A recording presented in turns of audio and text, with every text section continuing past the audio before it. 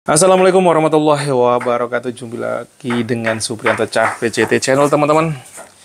Ini pagi-pagi saya lagi pandang-pandangan sama istriku tercinta. Aku dibelero, guys.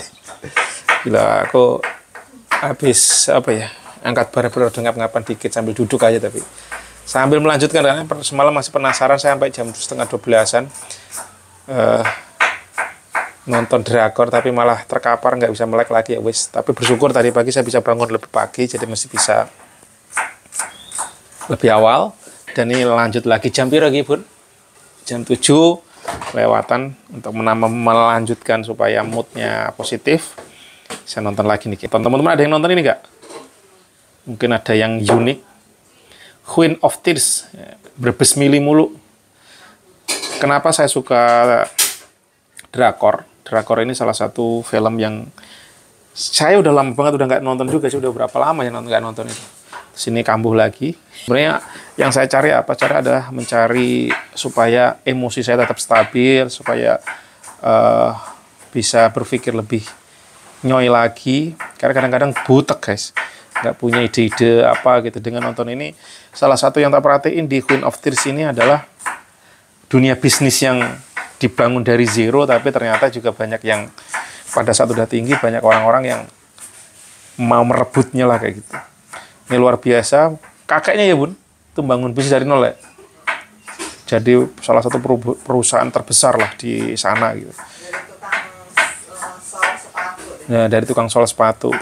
Dan itu nyata, teman-teman, bahwa dengan dunia usaha, dengan entrepreneur itu bisa kita berangkat dari apapun itu, kita bisa seperti itu.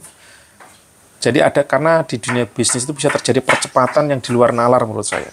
Kalau misalkan kita ngandelin sebagai pekerja, gaji kita 2 juta, 3 juta terus sampai nanti paling naik-naiknya berapa gitu, nggak itu. Tetapi kalau kita membangun bisnis itu, usaha, misalkan kita tekunin, kita istiqomah, itu lama-lama bisa bertumbuh dan terjadi hal-hal yang di luar nalar. Misalkan basic kadang dapat 100, 1000, 2000, 5000, 10.000 gitu ya. Bisa-bisa dapat 1 juta.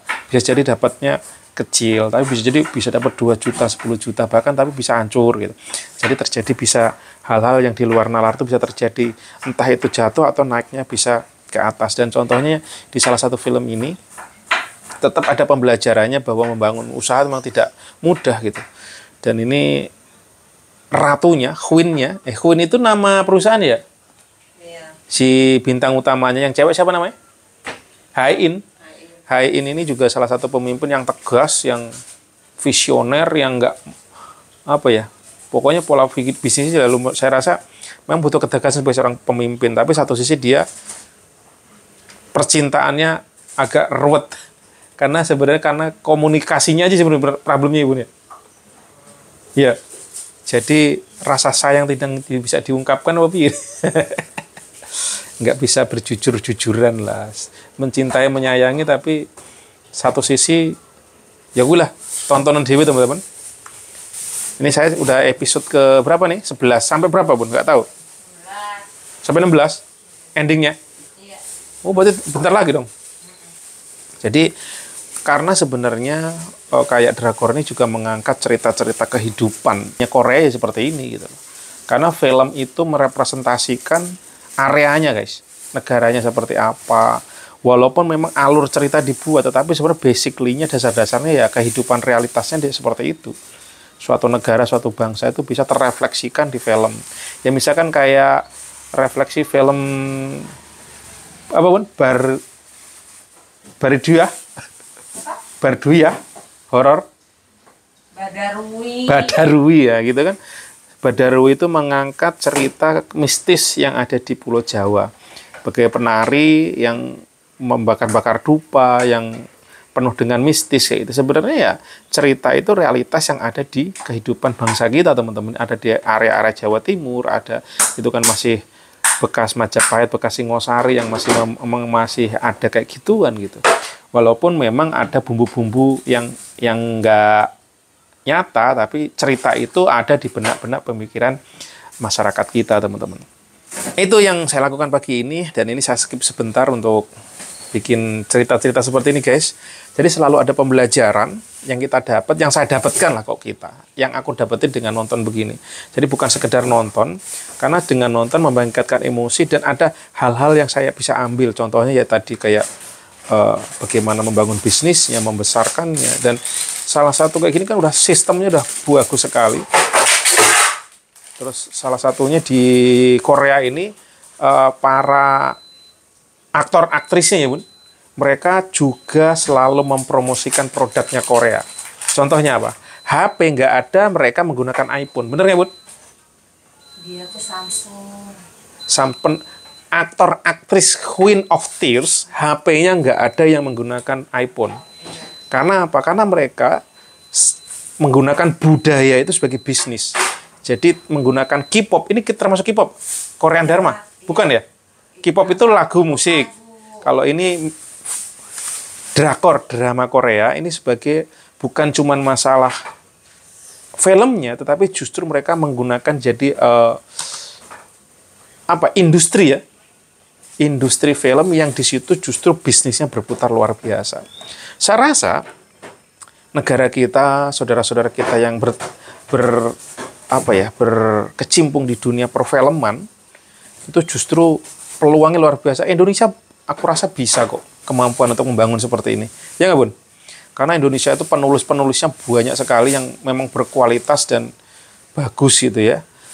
Moga-moga aja Indonesia juga bisa bikin drakornya Indonesia dengan mengangkat realitasnya Indonesia yang tujuannya bukan cuman masalah bisnis, tapi tujuannya adalah untuk mengembangkan dunia industri bisnis Indonesia yang lebih luas. Dan karena dari sini juga bisa dimotivasi loh teman-teman. Menyemangati, membuat suatu, mempengaruhi pola pikir generasi selanjutnya itu bisa dari film-film ini. Dan teman-teman juga yang belum bisa bangun film, kalau bisa bikin konten kayak YouTube ataupun apapun itu, lakukan aja. Siapa tahu ada kontribut positif walaupun kecil yang kita bisa lakukan untuk bangsa dan negara, bahkan junior-junior anak-anak kita ke depan teman-teman. Jadi ayo, aku nih hari ini juga kaget ternyata konten-kontenku yang masih parah, yang ngawur ini juga ada juga yang nonton 1, 2. Terima kasih teman-teman semua yang sudah berkenan nonton. Kiranya ada kebaikan ya, silakan diambil. Kalau keburukan datangnya dari kekurangan keilmuan saya, mohon diberikan kritik dan masukan teman-teman. Pokoknya ayo kita semangat, saling motivasi, kita belajar dari Korea yang filmnya aja, drakornya itu udah jadi industri luar biasa.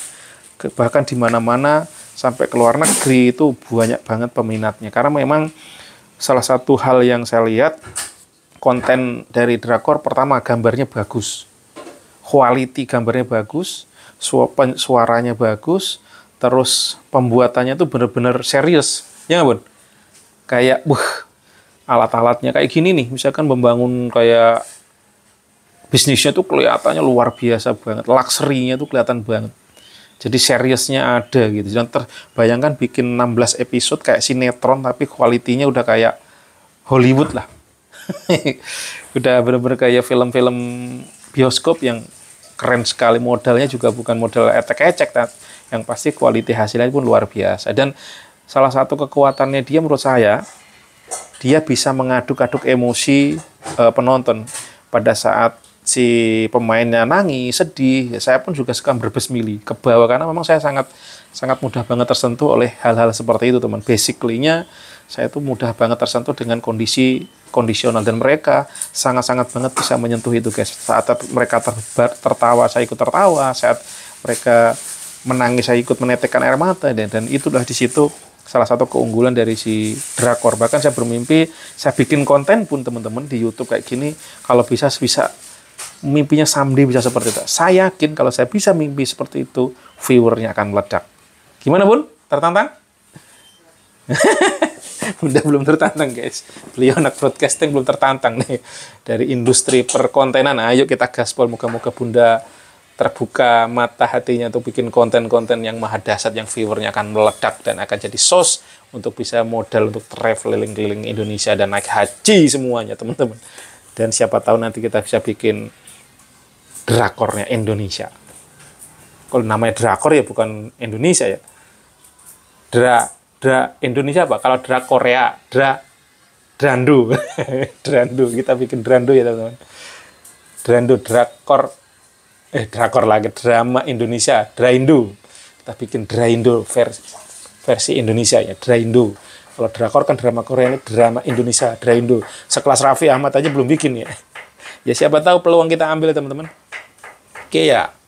Oke, selamat berkarya. Kita di hari Sabtu tetap semangat. Rezeki berlimpah ruah. Utang kita lunas, happy, dan endingnya kita lillah untuk mencari ridhonya Allah. Amin. See you. Assalamualaikum warahmatullahi wabarakatuh.